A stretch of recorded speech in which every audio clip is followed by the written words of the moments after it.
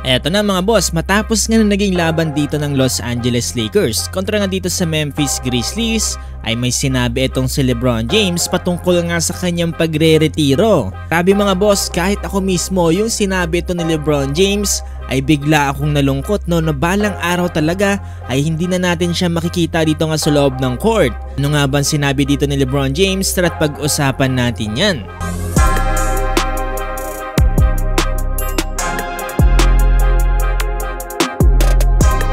Pero bago yan, pag-usapan muna natin dito naging laban ng Minnesota Timberwolves kontra nga dito sa Portland Trail Blazers. Paano ba naman kasi during 4th quarter under 6-minute mark lamang ng 9 points ang Portland Trail Blazers. Nagkakaroon sana ng jump ball pero eto bigla na lang nagkaroon ng alitan. Dito nga si Anthony Edwards at dito nga si Dalano Banton dito nga sa gilid.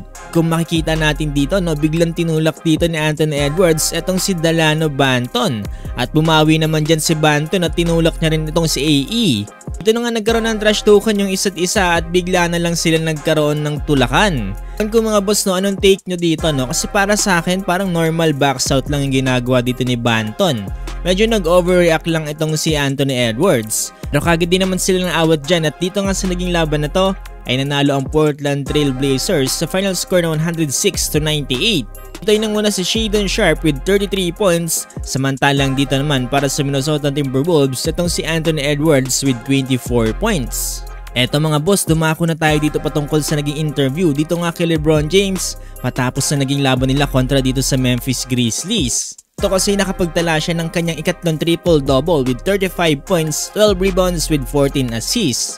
Dito nga mga boss natanong si LeBron James ng isang reporter na sa edad nga daw ng 40 years old at nakakapagtala pa rin siya ng mga ganitong stats. Sa tingin nga ba daw ni LeBron James gaano pa katagal yung sa tingin niya paglalaro niya nga dito sa loob ng liga? Ang sagot dyan ni LeBron depende nga daw yan sa magiging takbo ng kanyang isipan at kung paano nga daw magre-react yung kanyang katawan. Pero sinabi nga dito ni LeBron James na hindi na nga rin daw talaga siya magtatagal sa liga. Daw siya sigurado kung 1 to 2 years ay hindi na siya maglalaro dito nga sa liga ng NBA. Hindi nga daw siya yung tipo ng tao na pipilitin talaga na makapaglaro sa NBA kahit na hindi na kaya ng kanyang katawan. Pero ang sabi nga dito ni LeBron James hindi siya maglalaro at hihintay niya na lamang na masira nga yung wheels. Ibig sabihin nito mga boss, nagpapahiwatig na si LeBron James na baka maari na nga siyang magretiro nga dito sa NBA. Nakakalungkot man bilang isang fan pero ganun talaga darating talaga sa point na magre-retiro itong si LeBron James at kinakailangan na lang nating tanggapin yon. Pero hopefully sana makapaglaro pa siya ng isang taon pa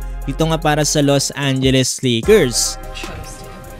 Well, it's not me. Obviously, it's the mind. It's wherever my mind is how the rest of my body's gonna go. Whatever the case may be. I don't know. I'm not gonna play that much longer. To be completely honest, I don't know how many years that it is. If it's 1 year or 2 years, or whatever the case may be. But I'm not. I said the other night, I'm not playing till the wheels fall off. I'm not gonna be that guy. I'm not gonna be the guy that's disrespecting the game because I just want to be out on the floor. Nope, that won't be me.